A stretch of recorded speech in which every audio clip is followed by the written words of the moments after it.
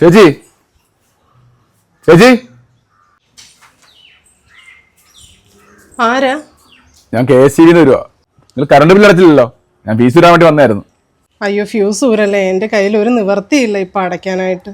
എന്ന് പറഞ്ഞാൽ അങ്ങനെ എനിക്ക് ഡ്യൂട്ടി ചെയ്യണ്ടായോ? നിങ്ങൾ ബില്ല് അടച്ചില്ലേ എനിക്ക് ഫീസ് തരേണ്ടി വരും.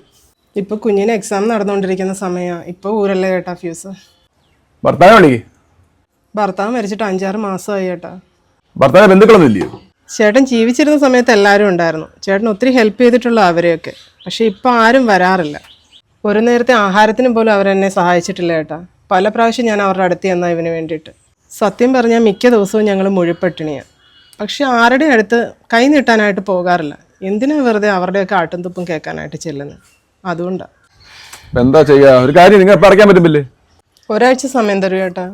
ഒരാഴ്ച ഒന്നും പറ്റത്തില്ല. ഒരു കാര്യം നാളെ ഉച്ച ടൈം തരാം. അതിലേ അടയ്ക്കണം. ഞാൻ പിന്നെ വന്ന് പറയാൻ നിൽക്കത്തില്ല. ഞാൻ ഊരും. എനിക്ക് ഡ്യൂട്ടി ചെയ്തല്ലേ വരത്തുള്ളൂ. ശരി ചേട്ടാ അങ്ങനെ പറയല്ലേ ചേട്ടാ. ചേട്ടാ ഫ്യൂസ് ഊരല്ലേ ചേട്ടാ. ചേട്ടാ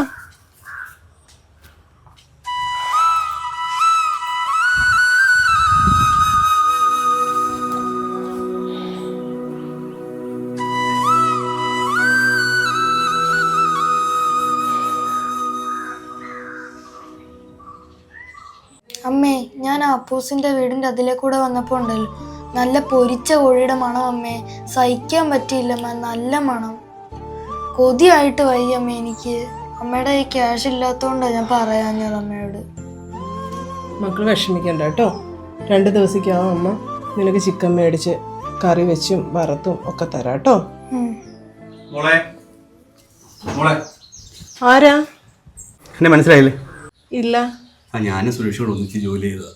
കമ്പനിയിലെ മാനേജറെ ഇവിടെ ഏൽപ്പിക്കാൻ വേണ്ടി കുറച്ച് പൈസ തന്നിട്ടുണ്ടായിരുന്നു. അത് തരാൻ വേണ്ടി വന്നതാണ്. പിന്നെ ഓഡിറ്റിംഗ് ഒക്കെ ആയതുകൊണ്ട് കുറച്ച് ലേറ്റായി പോയത് കേട്ടോ. ഇരിക്കട്ടെ, നിങ്ങൾക്കൊരു ആശ്വാസമാകത്തില്ലേ മോനെ? ഞാൻ എന്തുകൊണ്ട് വിശേഷമൊക്കെ സുഖമായിട്ട് പോകുന്നു? നല്ലോണം പഠിക്കണം കേട്ടോ. അമ്മ പറയുന്നതൊക്കെ കേൾക്കണം കേട്ടോ. കേട്ടോ, എന്നാൽ ഞാൻ പോട്ടെ.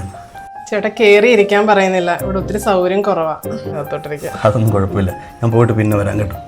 ശരി.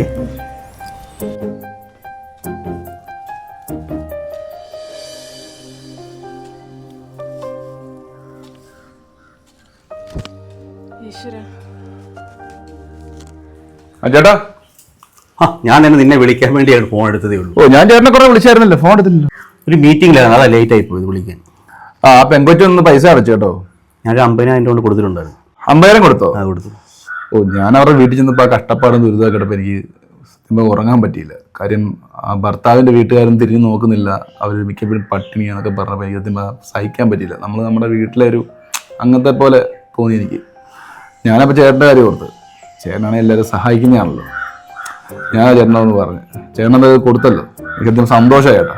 ഞാനവിടെ ചെന്നതേ അവിടെ ഭർത്താവിനോട് ജോലി ചെയ്യുന്നു പറഞ്ഞിട്ടാണ് ചെന്നത്. നമ്മൾ കൊടുക്കുന്ന കാര്യം മറ്റുള്ളവർ അറിയേണ്ട കാര്യമില്ല.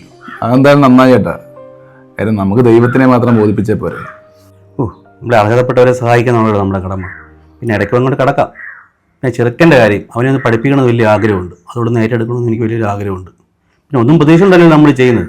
ദൈവം എന്നാലും വല്ലതും തരും, അത് മാത്രമേ അത് ആഗ്രഹിക്കുന്നുള്ളൂ. അങ്ങനെ ഉണ്ടെങ്കിൽ അവരോട് പറയുമൊന്നും വേണ്ട, ആ സമയത്ത് നമുക്ക് ചെയ്താൽ മതിയത്. എനിക്ക് സന്തോഷമായി ചേട്ടാ. കാര്യം ഇങ്ങനെ ഒരു പുണ്യപ്രവർത്തനം എനിക്ക് കൂടാൻ പറ്റിയല്ലോ. ഞാൻ ഹാപ്പിയാണ്.